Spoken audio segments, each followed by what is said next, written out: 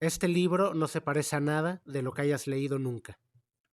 Me refiero a Tengo miedo torero de Pedro Lemebel. De hecho, nada de lo que escribió Lemebel se parece a nada. Si tú algún día te encuentras un libro de Lemebel, el que sea, cómpralo, no te vas a arrepentir. Lemebel escribió esencialmente crónica y para mí es el mejor cronista en lengua española, sin discusión alguna. Y también es autor de, hasta ahora, la única novela que le conocemos, Tengo miedo torero.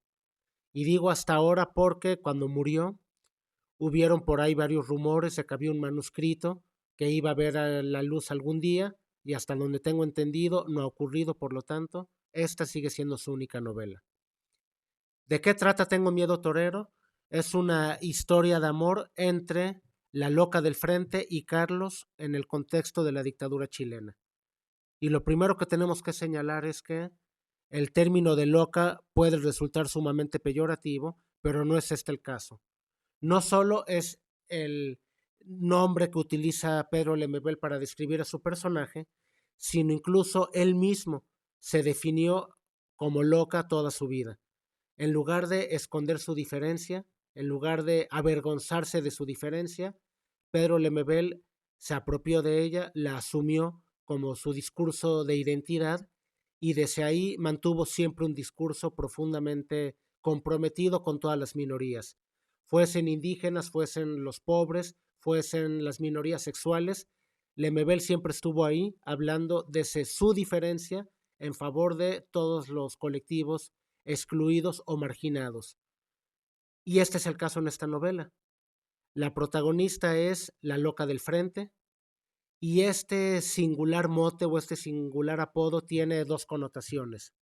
Por un lado es simplemente la loca del frente porque los vecinos dicen, ay sí, ahí enfrente vive una loca, pero también hace referencia al Frente Patriótico Manuel Rodríguez, que era un grupo subversivo que durante la dictadura de Pinochet intentó de algún modo combatir al régimen e incluso fueron responsables de un atentado en contra de Pinochet que no obstante logró sobrevivir. Y bueno, en esta novela tenemos entonces a un joven llamado Carlos, que es un utopista, un idealista, que pertenece al Frente Patriótico Manuel Rodríguez y que va a seducir a la loca para utilizarla con fines políticos. Al principio utiliza únicamente la casa de la loca como un espacio para guardar propaganda o para esconder armas, o en algún momento dado si necesitan esconder a algún militante que esté siendo perseguido por las autoridades, se lo endosan a la loca. Pero más adelante va a comenzar a enamorar y a cortejar a la loca para que lo ayude a planear el atentado en contra de Pinochet. La loca en principio no sabe que está siendo utilizada por Carlos. Y hay una escena que a mí me parece clave en esta novela.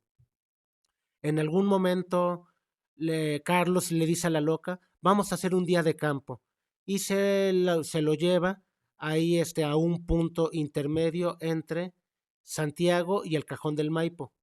El Cajón del Maipo es un municipio cercano a Santiago, ya en la cordillera de los Andes, con unas vistas espectaculares. Y ahí justamente Pinochet tenía una casa de descanso. Y efectivamente, en el trayecto entre Santiago y el Cajón del Maipo, es el punto elegido por el Frente Patriótico Manuel Rodríguez para atentar en contra de Pinochet. Esto ocurrió realmente. Entonces la novela ficcionaliza ese atentado y en algún momento cuando están haciendo ahí su picnic, la loca y Carlos, le dice, a ver, ponte, te tomo unas fotos. Y saca la cámara y la coloca justamente ahí a un lado de la carretera. Y justo en ese momento va pasando Pinochet con todo su convoy de seguridad y Carlos simulando que le está tomando fotos a la loca, en realidad le está tomando fotos al aparato de seguridad de Pinochet. Y por supuesto, toda la seguridad de Pinochet se da cuenta que están siendo fotografiados. Pero justamente como utiliza a la loca del frente, en lugar de decir, oye, ¿por qué esos dos están tomando fotos? A ver, espérate, vamos a arrestarlos a ver qué. Obviamente lo que hacen es, ¿te diste cuenta? Eran dos hombres. Ah, qué asco, qué degenere, bla, bla, bla. Y no se dieron cuenta que en realidad estaban tomándole fotos al dispositivo de Pinochet, ¿no? Digamos que esa es la función que va a ejercer la loca para Carlos. La va a utilizar como un gran distractor de, hey, hey, mira, date cuenta, aquí tengo una mujer vestida de hombre, para que no se den cuenta que en realidad le está tomando fotos a el dispositivo de seguridad de Pinochet, ¿no? O lo mismo, hey, mira, mira, ahí vive un hombre vestido de mujer, qué asco, y no se dan cuenta que ahí están escondiendo propaganda, armas, militantes, etcétera. Pero la loca no es ninguna ingenua. Ella obviamente se da cuenta que está siendo utilizada, pero igualmente va a participar de todo esto porque, uno, porque ella está siguiendo su propia utopía, su utopía amorosa. Piensa que eventualmente cuando termine todo va a tener un vivieron felices para siempre con Carlos. Pero más allá de esa fantasía amorosa, pues la loca entiende que la causa es justa. Entonces digamos que cada uno de estos dos personajes va a estar siguiendo su propia utopía imposible. Carlos va a perseguir su utopía de arreglar el mundo y repartirlo entre los pobres, y la loca está persiguiendo su utopía amorosa. Y por supuesto, ninguna de las dos utopías se va a cumplir nunca.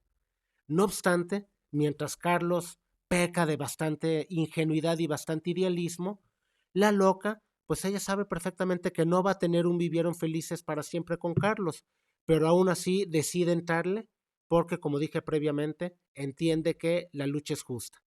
Digamos, el primero habla en favor de las minorías sin pertenecer a ellas, mientras que el segundo sabe lo que es estar del otro lado, sabe lo que es estar en el margen, sabe lo que es ser minoría y justamente por eso se compromete en la lucha. Esta novela también es muy atractiva porque aparece la figura de Pinochet, pero aparece desde un enfoque completamente único que solamente Pedro Lemebel podía capturar. Hay una larga lista de excelentes novelas latinoamericanas que tratan sobre el dictador. De hecho, muchas de las mejores novelas latinoamericanas pertenecen a la novela del dictador.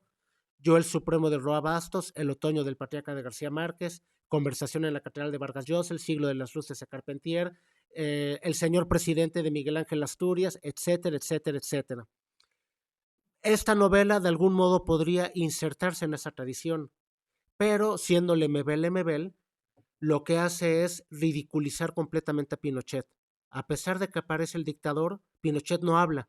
Siempre que en algún momento va a tener algún tipo de reflexión, Pinochet, inmediatamente aparece su señora, la Lucía Iriart, acompañada de su estilista, que es otra loca, y van a empezar a hablar de si el peinado, las uñas, el vestido, etcétera, y cortan el discurso de Pinochet, no lo dejan hablar, lo van a silenciar para poner en primer plano un discurso completamente banal y fútil que tiene que ver con la estética, que tiene que ver con la moda, y todo esto es una manera de desacralizar a Pinochet, de perderle miedo, de perderle respeto y mostrarlo como un tipo al que ni siquiera la señora le hace caso, ni siquiera la señora lo deja hablar, que además se vuelve profundamente irónico que un tipo profundamente machista, militar como Pinochet, dentro de su propia casa tenga a una loca que le roba por completo todo el protagonismo y toda la atención. Desacraliza al dictador, ¿no? Y por último, añadiría que la prosa del Lemebel es deliberadamente cursi, deliberadamente ridícula, pero justamente como se trata de algo que se busca de manera consciente, pues termina siendo sumamente cómico. Y como lo dije previamente, ningún escritor se parece a Lemebel. Es simplemente un caso único y excepcional en la literatura latinoamericana, y esta novela es pues una vuelta de tuerca a la novela del dictador con una salida completamente original e inédita. Dime si quieres que comentemos algún texto, agrégame y seguimos hablando de literatura.